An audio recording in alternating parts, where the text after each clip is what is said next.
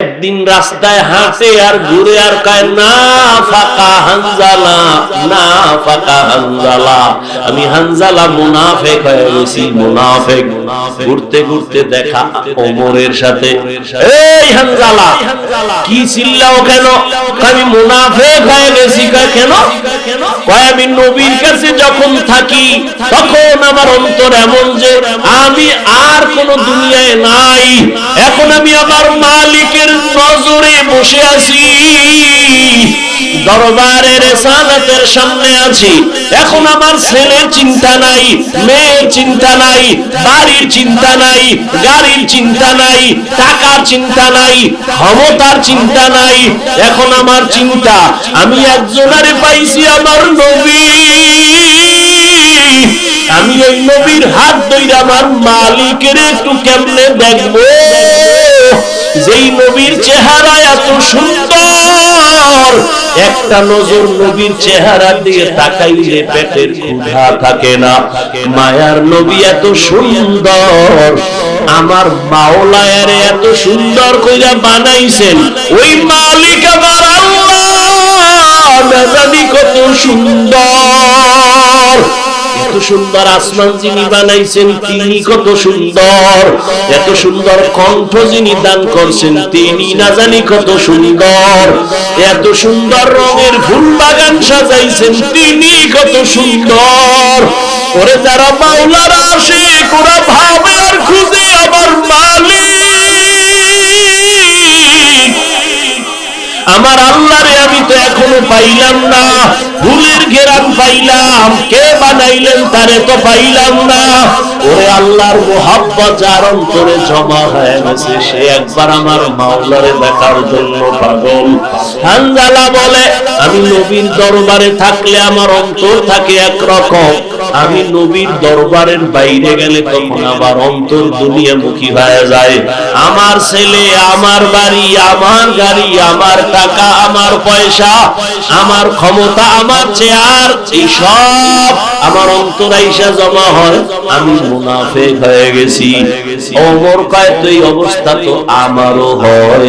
নবীর দরবারে থাকলে দুনিয়ার কোনো চিন্তা নাই, আবার যখন নবীর দরবার থেকে বাইর হইয়া যায় তখন আবার দুনিয়া আমারে পেয়ে ফেলে, দুনিয়া দুনিয়া আমাকে গ্রাস করে ফেলে, দুনিয়ার চিন্তা, ছেলের চিন্তা, মেয়ের চিন্তা আমাকে গ্রাস করে ফেলে। এবার কথা চলো নবীর দরবারে চলো, সমাধান নেই। দুজনে যায় মুনাফিক হয়ে গেছে। ওমরও কয় আমি মুনাফিক হয়ে গেছি, হানজালাও কয় আমি মুনাফিক হয়ে গেছি। হঠাৎ আবু বকর সিদ্দিক রাদিয়াল্লাহু তাআলা আনহুর সামনে দাঁড়ালো।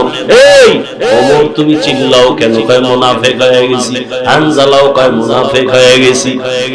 কারণটা কি? বলে এই কারণ নবীজির দরবারে যখন থাকি মনে হয় যেন দুনিয়াতে আমার আর কিছু নেই, নবী আমার কলিজা, আমি নবীর হাত লাগাই আমার মালিক আল্লাহর সঙ্গে মোলাকাত করব। কিন্তু নবীর দরওয়াজা থেকে বের হইলে তখন আবার ঢুইকা যায় ছেলে, মেয়ে, স্ত্রী, পরিবার, দুনিয়ার চিন্তা। আবু বকর কয় অবস্থা তো আমারও, মনে হয় আমিও মুনাফিক হয়ে গেছি, আমার মাওলার ভয়। আর তুমি নামাজে দাঁড়াইয়াও দোকান নিয়ে ভাবো, নামাজে দাঁড়াইয়াও ছেলের চিন্তা, মেয়ের চিন্তা, ঘরের চিন্তা, ক্ষমতার চিন্তা। ওরে আবু বকর, নবীর দরবার থেকে বের হইলে দুনিয়া, নবীর দরবারে থাকলে দুনিয়ার চিন্তা নাই, এরপরও ভয়, কান্নার আওয়াজ। আর তোমার আমার তো নামাজের মধ্যে দুনিয়া ঢুকানো, জিকিরের মধ্যে দুনিয়া ঢুকানো। তোমার আমার চোখে পানিও নাই, কোনো আফসোসও নাই রে বাবা। নবীর দরবারে গেলেন, রহমতের নবী বলেন এমন যদি তোমাদের হয় আর ভয় লাগে, এটাই তোমাদের ঈমান যে শুদ্ধ পরিপক্ক, এটাই তার প্রমাণ, তোমাদের ঈমানে কোনো ভেজাল নাই। এরে নবীর আশিক ইব্রাহিম ইবনে আদহাম পাগলের মতো হয়ে গেল। কে আমাকে বোকা বলল? ঠিকই তো, আমার অর্ডারে বলখের মানুষগুলো দাঁড়ায় আর বসে, কিন্তু আমি তো একবারও চিন্তা করলাম না এই যে সূর্যটা উঠছে পূর্ব দিগন্তে, এই সূর্য তো আমার অর্ডারে উঠেও না, আমার অর্ডারে ডুবেও না।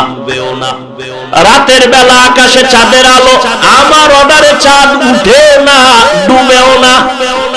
তাহলে এর পেছনে তো একজন মালিক আছে, নাই? ওই মালিকের তালাশ করছনি? এরে আল্লাহর বান্দা, তোমারে কেউ হাদিয়া পাঠাইছে, কে পাঠাইছে তার পরিচয় নাও মোলাকাতের জন্য পাগল। দেখা করলে মনে হয় আরো হাদিয়া দিবে। যেই মাওলায় তোমারে আমারে মানুষ বানাইছেন, কুকুর বানান নাই, শুকর বানান নাই, আবার আখিরি নবীর উম্মত বানাইছে, এত সুন্দর জীবন আমাকে দান করছেন। আমার মতোই তো কত মানুষ। ওই যাও ডিআইটি মসজিদের বারান্দায় যাও, বাইতুল মুকাররমে জুমার দিন গিয়া দেখো, পাও নাই ভিক্ষা করে। দুইটা চোখের পাওয়ার নাই বলে আমি অন্ধ, আমারে কিছু ভিক্ষা দাও। আমার মাওলায় যদি তোরে অন্ধ বানাইতেন রে যুবক, বল সারা রাত মোবাইলে নাচ গান কেমনে দেখতি? আমার মাওলায় যদি অন্ধ বানাইতেন, কে তোরে চক্ষু দান করত?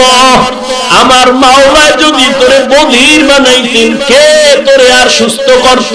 কত মানুষ সুস্থ ছিল, হঠাৎ কইরা জ্বর আসছে, বিছানায় পড়ে একটা সাইড নষ্ট হয়ে গেছে, বিছানার থেকে এখন আর উঠতে পারে না, কণ্ঠ শেষ, জীবনটাই অর্ধেক হয়ে গেছে। এখন ছেলেও ভালো জানে না, মেয়েও ভালো জানে না। ও আমার ফতুল্লাহ এলাকার মুসলমান বাবারা, ও বৃদ্ধ বাবাজি, ও যুবক,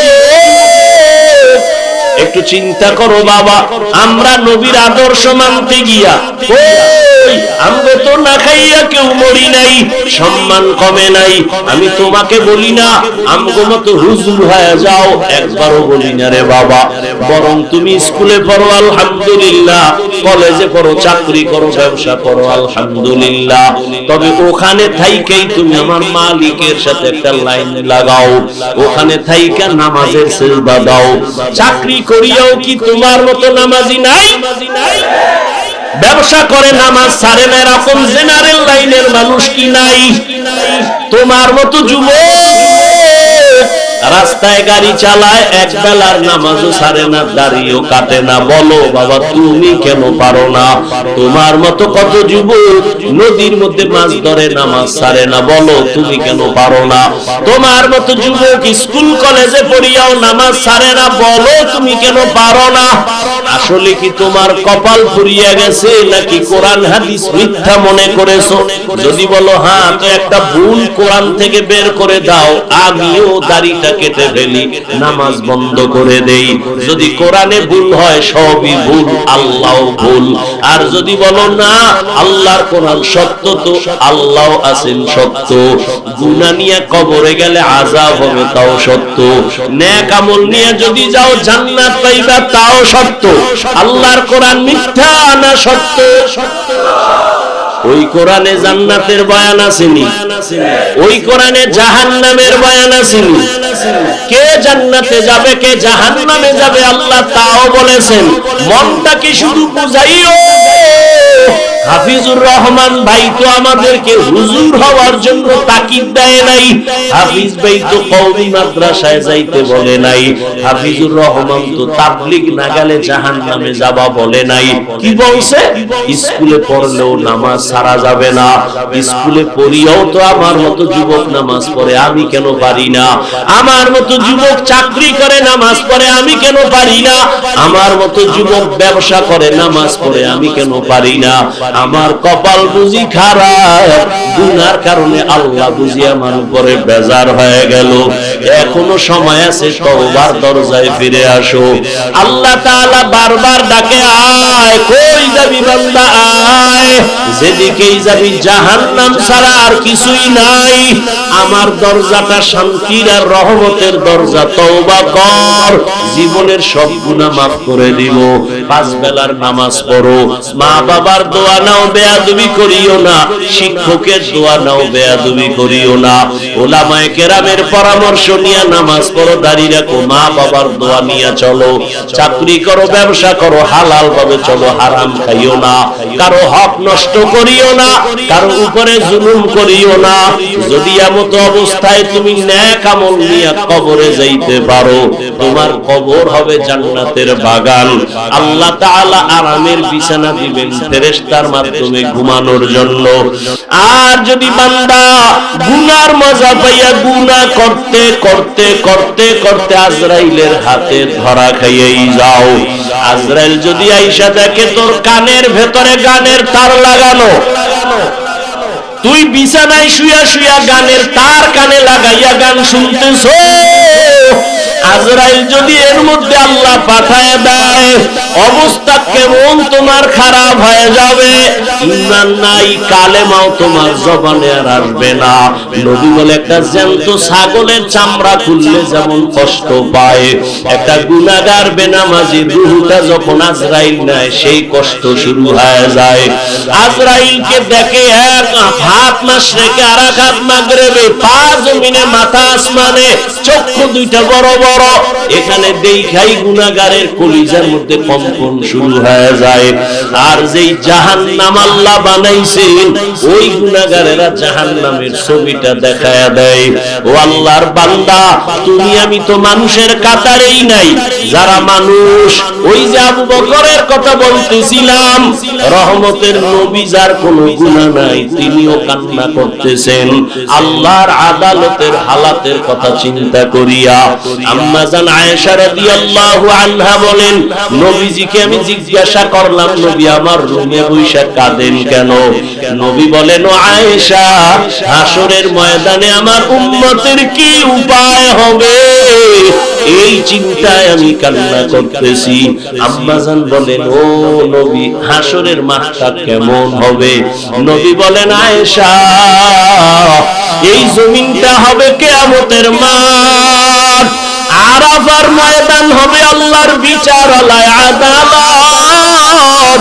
এই দুনিয়ায় তো বড় বড় মাস্তান তো চলে গেল, আল্লাহর কোরআনের একটা ভুল বের করতে পারে নাই, নবীর একটা কথার মিথ্যা প্রমাণ করতে পারে নাই। আল্লাহর নবী বলেন, ওই হাদিস এখনো আছে, কোরআন এখনো আছে। আম্মা জান আয়েশাকে নবী বলেন, কিয়ামতের ময়দান এমন এক অবস্থা হবে, পুরো জমিনটা সমান হবে। সূর্যটা এখন তো বিজ্ঞানীরা বলে জমিন থেকে 9,30,00,000 মাইল উপরে। কিয়ামতের ময়দানে আল্লাহ অর্ডার করবে, সূর্য নিচে নেমে আয়, তোর যত মুখ আছে নিচে কর, যত তাপ আছে তাপ জমিনে ছাড়।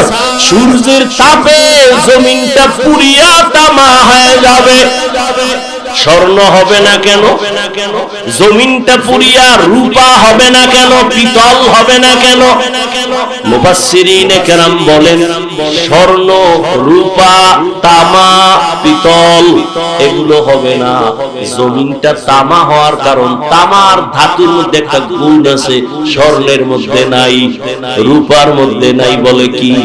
স্বর্ণের এক মাথা গরম হলে ভিন্ন মাথা গরম হয় না, রূপার এক অংশ গরম হলে অন্য অংশ গরম হয় না। কিন্তু তামা এমন একটা ধাতু, এক পার্শ্বে গরম হয়ে গেলে পুরাটাই গরম হয়ে যাবে।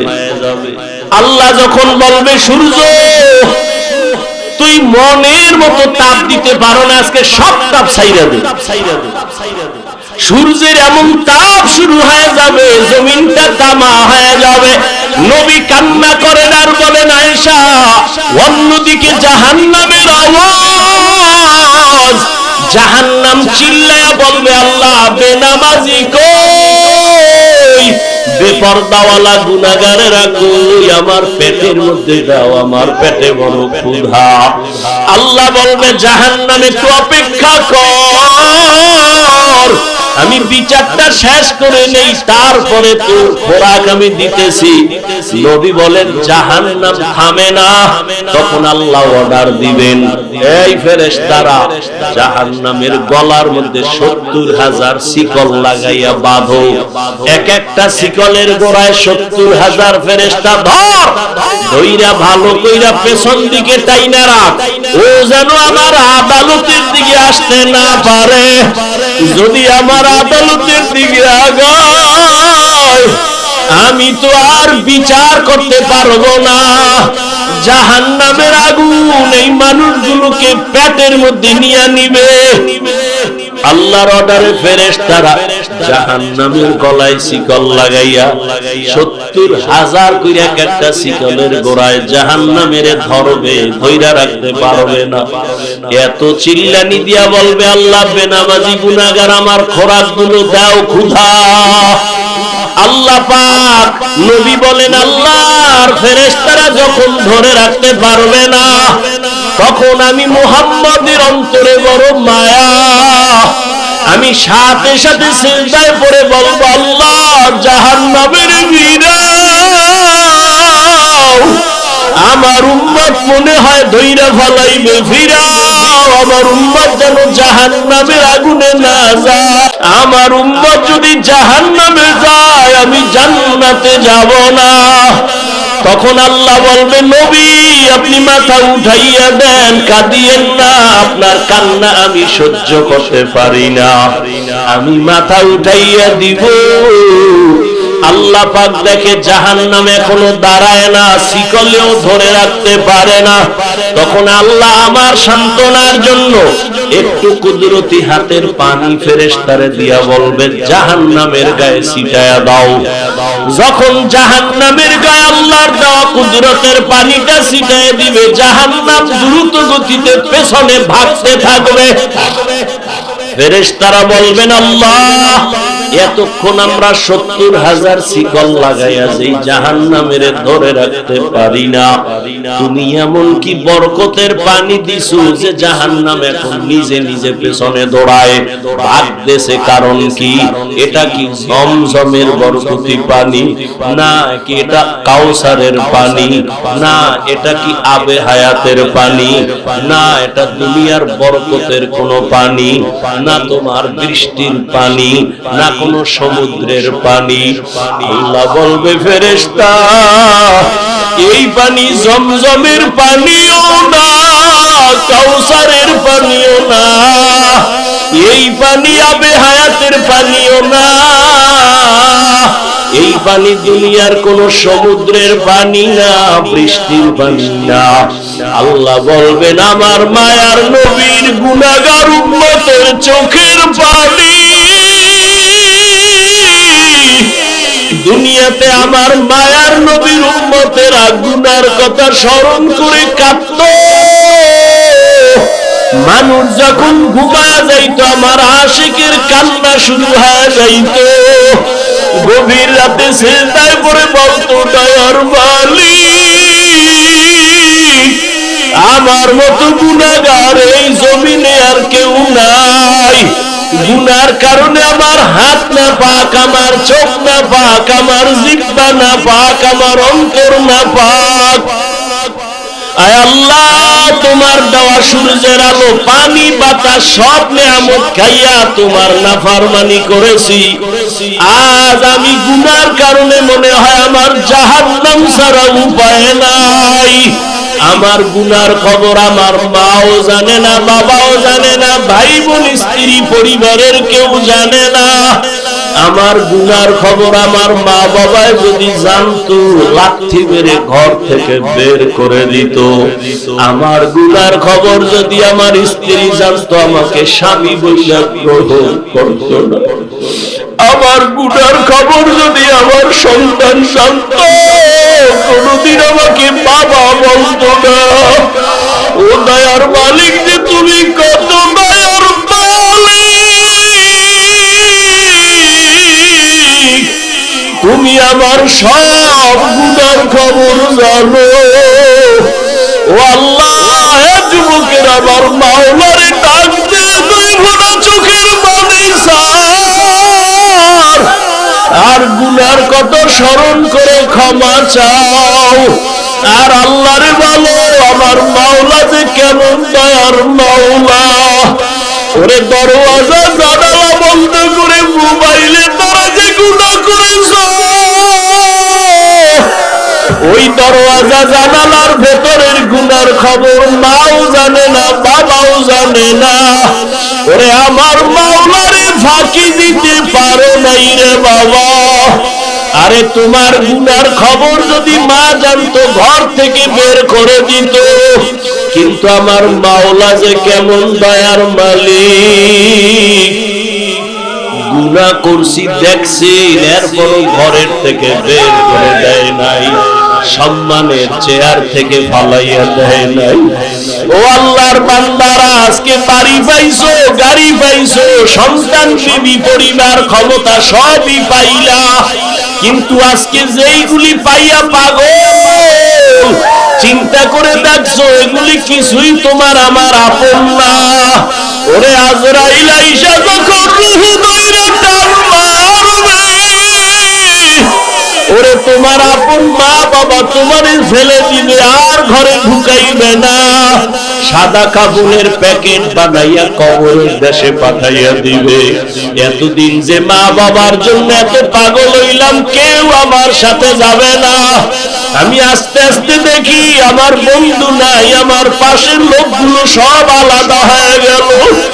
এক পর্যায়ে আবার সাদা কাপড়ে পেঁচাইয়া আমারে পান বাগানে নিয়ে রওয়ানা। ওই কবরে অন্ধকার ঘর, বাতি নাই, কোনো সাথী নাই। ওই কবরে পাড়াইয়া পাড়াইয়া মাটি দিয়া সবাই চলে গেল, আমি এখন একা। আমার ডানে মাটি, বামে মাটি, সামনে পেছনে উপরে নিচে মাটি। কই আমার বাড়ি, কই আমার গাড়ি, কই আমার সন্তান, কই আমার মা বাবা, কই আমার ক্ষমতার চেয়ার, কই আমার সম্মান। এখন এই অন্ধকার কবরে দুইজন ফেরেশতা চলে আসবে প্রশ্ন করার জন্য। রবের পরিচয় দাও, ধর্মের পরিচয় দাও, রহমতের নবীর পরিচয় দাও। আমি যদি মাওলারে না চিনিয়া কবরের বিছানায় যাই, ওরে গুনাহগার বেনামাজি তখন বলবে হা হা লা আদরি, হা হা লা আদরি, হা হা লা আদরি। আফসোস, আমি কিছুই জানি না, কিছুই জানি না, কিছুই জানি না। আমার রবকে আমি চিনি না, আমার ধর্ম কি জানি না, মুহাম্মদ নবীকে আমি চিনি না। নবী বলেন সাথে সাথে আমার মাওলা রাগান্বিত কুদরতি আওয়াজ দিবেন। আল্লাহ বলবেন ফেরেশতা, এর সাথে আর ভালো ব্যবহার করার কোনো সুযোগ নাই। এই বান্দারে আমি দুনিয়াতে কত আদর করছি, আমি আল্লাহ কত নিয়ামত খাওয়াইলাম। আমার দেওয়া জমিনের ফসল খাইলো, গাছের ফল খাইলো, নদীর মাছ খাইলো, একবারও শুকর আদায় করে নাই, বরং আমার নাফরমানি করেছে। আলেম ওলামারা বুঝাইলো, বুঝে নাই, বিরোধিতা করেছে। এখন আর সুযোগ দেওয়া হবে না, এর জাহান্নামের শিকল লাগাও, কবরের ভেতরে জাহান্নামের বিছানা দাও। আল্লাহ রাগান্বিত হয়ে বলবে নাফরমানের ধর, কবরের ভেতরে জাহান্নামের আগুন লাগায় দাও। আল্লাহ রাগান্বিত হয়ে বলবে ও কবরের মাটি, এই গুনাহগারের দুই পার্শ্ব থেকে জোরে জোরে চাপ দাও। এমন জোরে দুই পার্শ্বের মাটি চাপ দিলে সহ্য করতে পারবি রে যুবক। একটা মশার কামড় সইতে পারো না, বেতের বাড়ি সইতে পারো না, সূর্যের গরম সহ্য করতে পারো না, গুনাহ নিয়ে কবরে গেলে কেমনে মাটির চাপ সহ্য করবা? ওরে আল্লাহরে এখনো বন্ধু বানাও।